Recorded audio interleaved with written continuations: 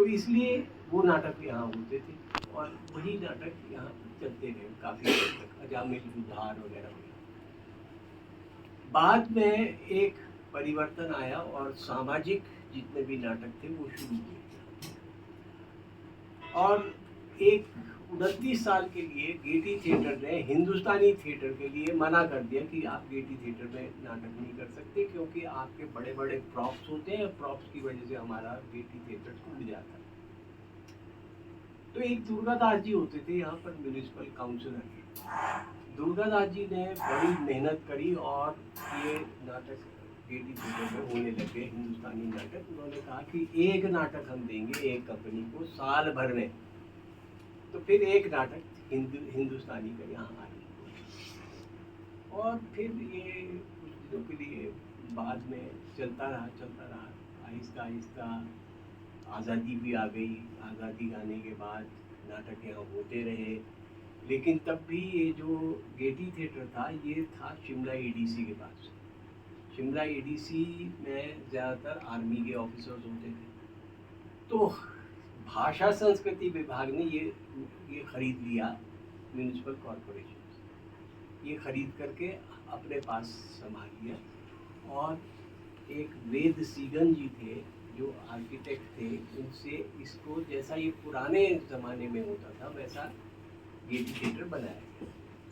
उन्होंने बनाया और उसके बाद 2009 में ये नाटक के लिए खुला और 2009 के बाद से यहाँ पर काफ़ी हमिंग, कल्चरल हमिंग शुरू हो गई और काफ़ी सारे नाटक हुए, अच्छे अच्छे नाटक हुए। अभी हमने एक रंगमंडल स्थापित किया है, रेपर्टरी जिसको कहते हैं, रेपर्टरी स्थापित करी है और उसमें अच्छे अच्छे नाटक हुए हैं। जैसे डॉक्टर फाउस्टस हुआ है, क्रिस्टोफर मार्लोव है, और दूसरा नाटक हमने किया थैलो किया है जो शेक्सपियर का है। तीसरा नाटक हमने देवदास किया है जो शरद चंद्र चटर्जी का लिखा हुआ है। और चौथा नाटक हमारा था पंछी ऐसे आते हैं, वो तेंदुलकर का लिखा हुआ है।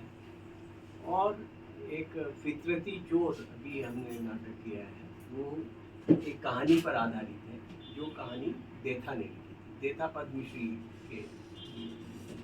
पद्मश्री मिला हुआ है देथा को, वो राजस्थान के रहने वाले हैं और वो बहुत सारी कहानियाँ उन्होंने लिखी। और कुछ पूछना चाहती हूँ तो पूछो, ये मैं तो इसमें लगातार कई घंटों तक बोल सकता हूँ जहाँ तक रंगमंच का प्रश्न है।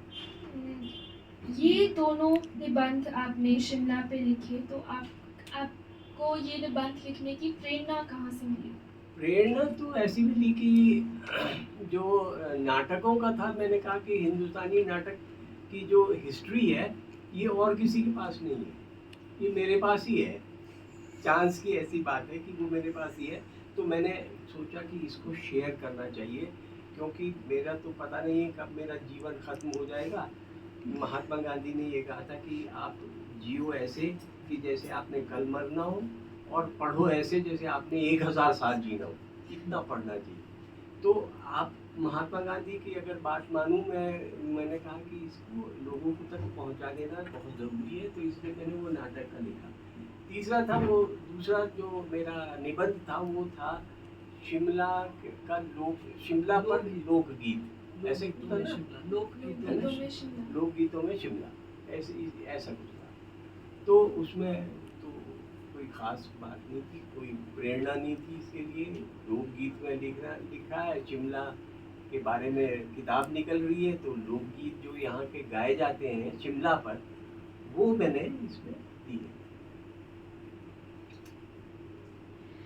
अब मैं आपसे एक छोटी सी रिक्वेस्ट करना चाहूँगी, यहाँ पर जो हमारे साथ ऑनलाइन जुड़े हुए हैं लोग, वो भी बहुत चाहेंगे कि आप अपने छोटा सा निबंध या फिर एक आर्टिकल पढ़ें, कहानी मनपसंद। ये मेरी किताब आई है बेगमू की सूप है, ये कहानी ये अभी 2021 में आई है, अभी लिखी है।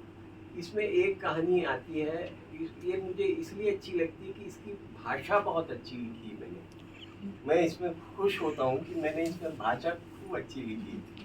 तो ये इसका जो शीर्षक है वो है जवाब अगली बार।